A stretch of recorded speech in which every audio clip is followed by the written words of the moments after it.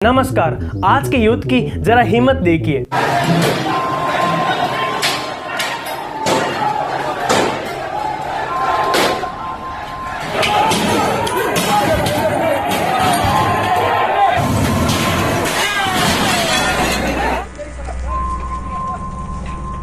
को बेरोजगारी में धकेल दिया है।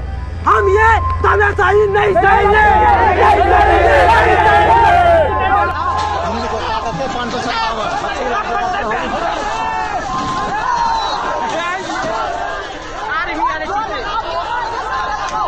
देश के 11 राज्यों में प्रोटेस्टर ने पब्लिक प्रॉपर्टी को तोड़ दिया। न सिर्फ रेलवे कोच बल्कि सरकारी बसों को जला दिया और इसी प्रोटेस्ट की वजह से रेलवे को अपनी 369 ट्रेनों को कैंसिल करना पड़ा। और फ्रेंड्स, सिर्फ 4 दिनों में ही रेलवे को 1000 करोड़ रुपए का नुकसान हुआ है। बट वेट, प्रोटेस्टर ऐसा क्यों कर रहे हैं? Because of Agnipath scheme.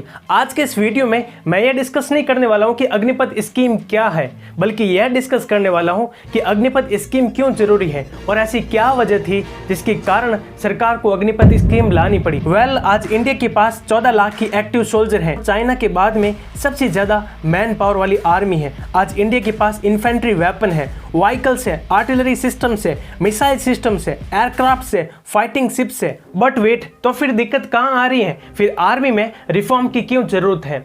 दिक्कत है दोस्तों, क्योंकि इनमें से ऐसे कई हथियार हैं जो आउटडेट हो चुके हैं और ये अगले वार के लिए तैयार नहीं है। भारत आज भी उस असॉल्ट राइफल का यूज कर रहा है जो 1980s में डिजाइन की गई है, which is not good for India. और इंडियन आर्मी ने खुद कहा है कि आर्मी के 68% वेपन ऑब्सोलीट हो चुके हैं और इन्हें अपडेट करने की जरूरत है। ये नई जनरेशन है और नई जनरेशन के लिए नए हथियार चाहिए, जो इंडियन आर्मी के लिए ये प्रोसेस काफी स्लो है, जिसे बदलने की जरूरत है। अकॉर्डिंग टू रिसेंट रिपोर्ट्स, वर्तमान में सेना के पास 1.37 लाख करोड़ रुपए के 93 ऐसे प्रोजेक्ट्स हैं जिन्हें पूरा करने की जरूरत है, जो भी प्रोसेस में है। लेकिन दोस्तों, इनको पूरा करने में काफी समय लग जाएगा, क्योंकि सेना के पास कैपिटल एक्सपेंडिचर यानी कि वेपन्स को अपडेट करने और इन्हें खरीदने के लिए बहुत ही कम राशि सेव होती है, क्योंकि रक्षा बजट का आधे से अधिक भाग यानी कि 70% से अधिक पोर्शन सैनिकों की सैलरी और उनकी पेंशन स्कीम में चला जाता है, जिसे हम रेवेन्यू एक्सपेंडिचर कहते हैं। और सिर्फ 30% ही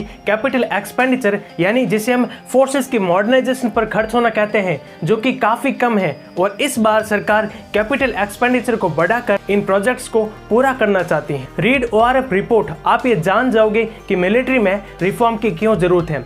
बट वेट, ये सब कैसे किया जा सकता है? मैन पावर को कम करके। आज सरकार मैन पावर को घटा रही है, क्योंकि आगे आने वाला वार मैन पावर के बल पर नहीं बल्कि टेक्नोलॉजी के बेस पर लड़ा जाएगा। और जिस देश के पास जितनी ज्यादा टेक्नोलॉजी होगी, उसके जीतने के चांस उतने ही ज्यादा होंगे। इसलिए इंडियन आर्मी को आज के यूथ की जरूरत है, जिसकी एवरेज एज 32 साल नहीं बल्कि 21 से 22 साल होगी, क्योंकि जो 22 साल का जवान जितनी तेजी से पहाड़ पर चढ़ सकता है, जितनी तेजी से एक्शन ले सकता है, वो 32 साल का जवान नहीं कर सकता है। और इसलिए गवर्नमेंट ने यूथ और एक्सपीरियंस का रेशियो 50:50 करने का फैसला किया है, और ये काम सिर्फ अग्निपथ स्कीम ही कर सकती है। बट वेट, क्या जरूरत है सेना के मॉडर्नाइजेशन की?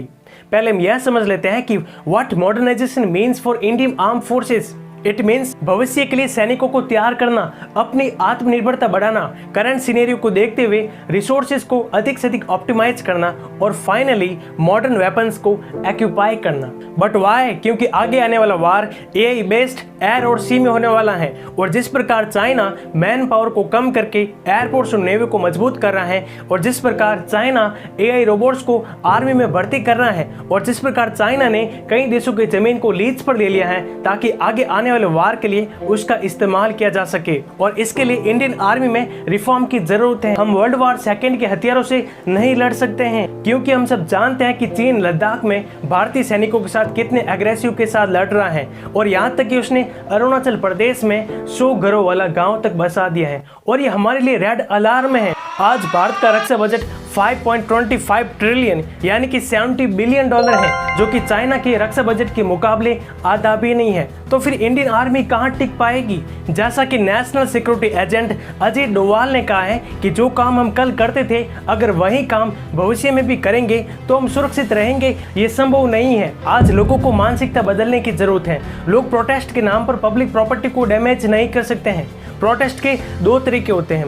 एक, जो जिन्हें देश की चिंता होती है वे देश के दुश्मनों का विरोध करते हैं, और दूसरा जिन्हें राष्ट्र से कोई मतलब नहीं होता है वे समाज में टकराव पैदा करते हैं, ट्रेन जलाकर प्रोटेस्ट करते हैं। युवाओं को ये स्कीम इसलिए पसंद नहीं है क्योंकि पिछले 2 सालों से कोविड की वजह से आर्म फोर्सेस में कोई भर्ती नहीं आई है, और जब 2 साल बाद में भर्ती आई तब स्कीम ही बदल गई। और इस सरकार को सोचना चाहिए कि जब तक अग्निपथ स्कीम युवाओं को समझ में आएगी तब तक वे पब्लिक प्रॉपर्टी को डैमेज कर चुके होंगे, और इसका नुकसान किसे उठाना पड़ता है? हमें, यानी कि आम जनता को, क्योंकि पब्लिक प्रॉपर्टी है, पब्लिक के टैक्स से चलती है। और हमें ये भूलना नहीं चाहिए क्योंकि किसी भी देश को महान बनाने में उसके नागरिकों का बहुत बड़ा योगदान होता है।